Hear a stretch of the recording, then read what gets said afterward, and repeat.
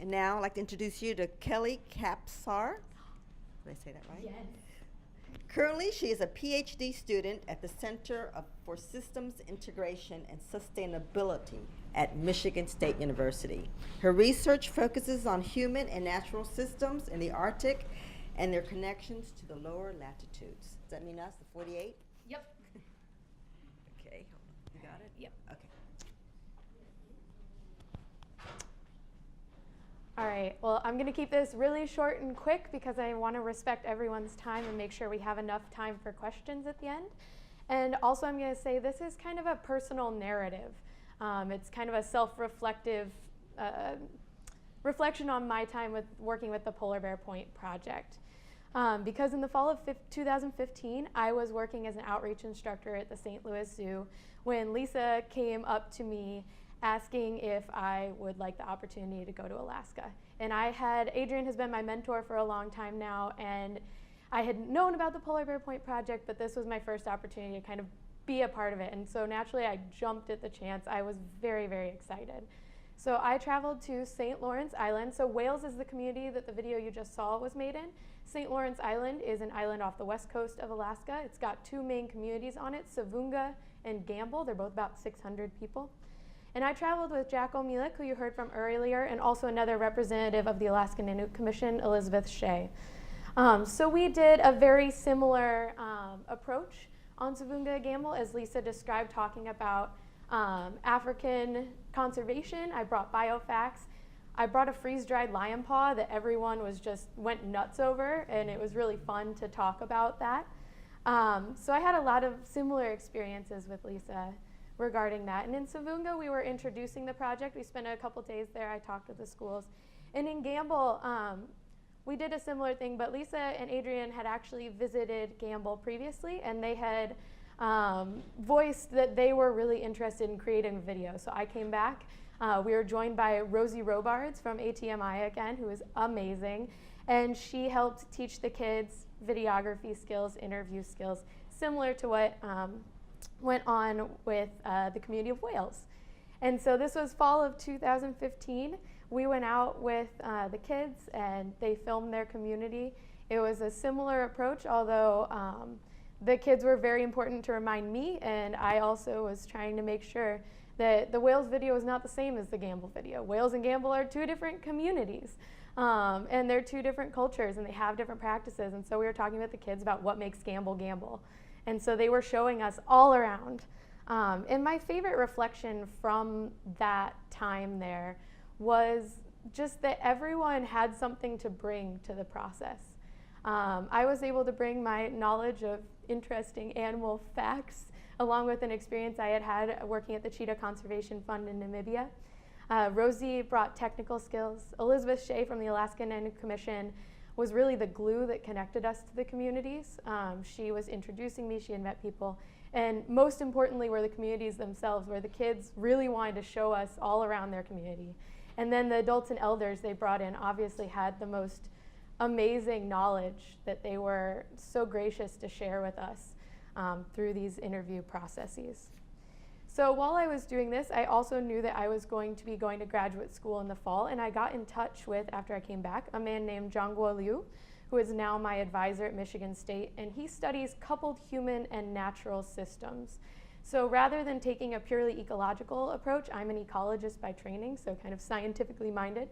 So rather than taking a purely ecological approach or a purely social sciences approach, he looks at the interactions and feedbacks between human and natural systems, kind of like this. So he had studied in China previously, and he also looks at interactions across distance called telecoupling. So the interactions and feedbacks between human and natural systems in one place affect other places across the world. Like right now, hopefully we're webcasting to some people. So I am transmitting information to people in a distant location, and if that then spurs conversations with them, then that's a telecoupling and a feedback. So I said to him, this hasn't been applied to the Arctic before. What if we try it in the Arctic? So while scientific research is often conducted in a very logical process of steps and hypothesis methods, and Jack kind of set me up for this perfectly. I want to approach my graduate research slightly differently.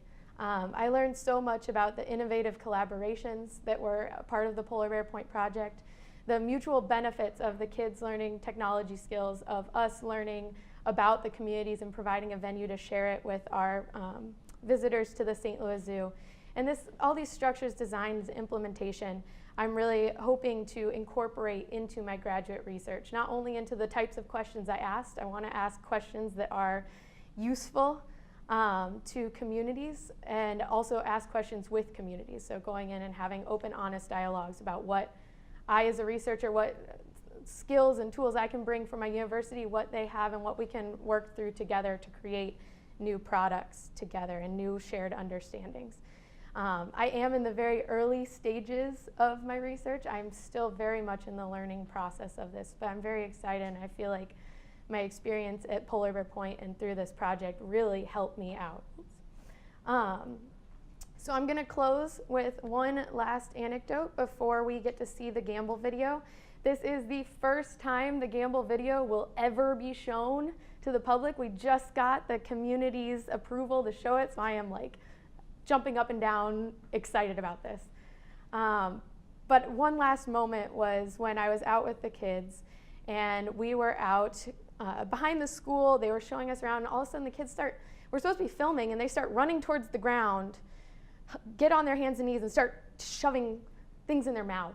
And if I work at St. Louis Zoo as an instructor. If kids did that at the zoo, I would be panicking. What are they doing? And I had this realization. I was like, oh, they know this. They know these berries. They started telling me about going out berry picking with their families. They invited me, and of course I got down on the ground and started eating berries. And it was just this really great moment of learning from the kids and learning together. So with that, I would love to show you guys the Gambell video for the first time ever.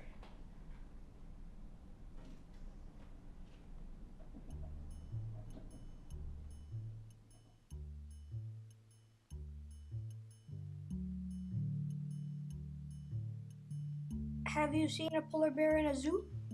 I never went to a zoo in my life. I've seen polar bears in the movies, not in the zoo or anywhere else, but I've seen live ones out there by myself. I've seen them.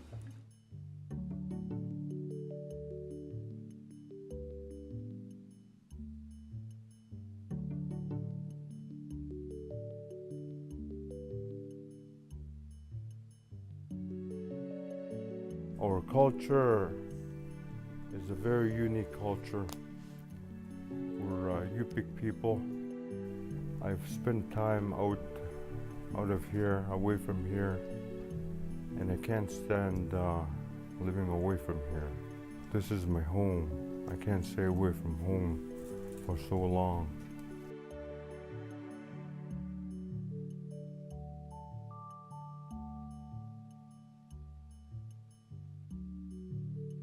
Polar bears have been around our island ever since I could remember. Polar bears are a very big part of our culture, and our mascot is even named after a bear.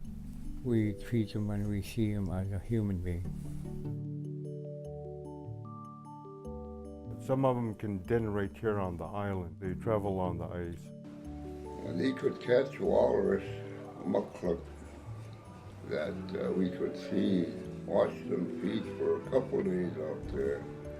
Just sometimes less than a mile out. And they will stay there until they finish their kill.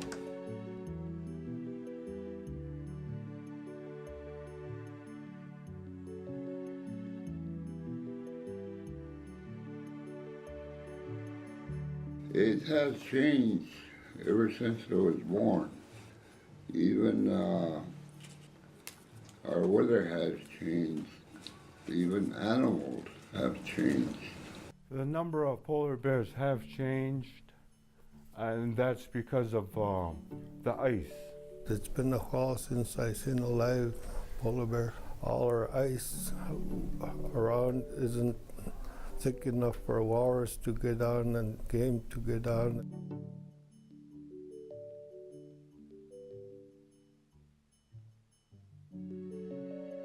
The thick ice used to come in from the north. That doesn't come anymore for many, many years now. Before Halloween and Thanksgiving, that's when ice came in, that's when winter came in. And now, lately, even this past year, ice didn't come in until after New Year's. Last 3 years, I've had the worst hunting seasons.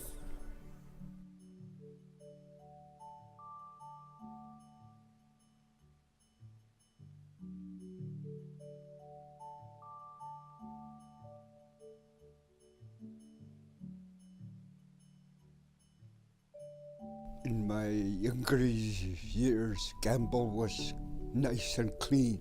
No ATV, no snow machine, just dog team. I remember when we got our first aluminum boat, the first Hondas in Gambell. Some of the equipment that we use are modernized now. We've been having a lot of noise from Honda snow machines, even airplanes. You can run from airplanes now too. But they're still around.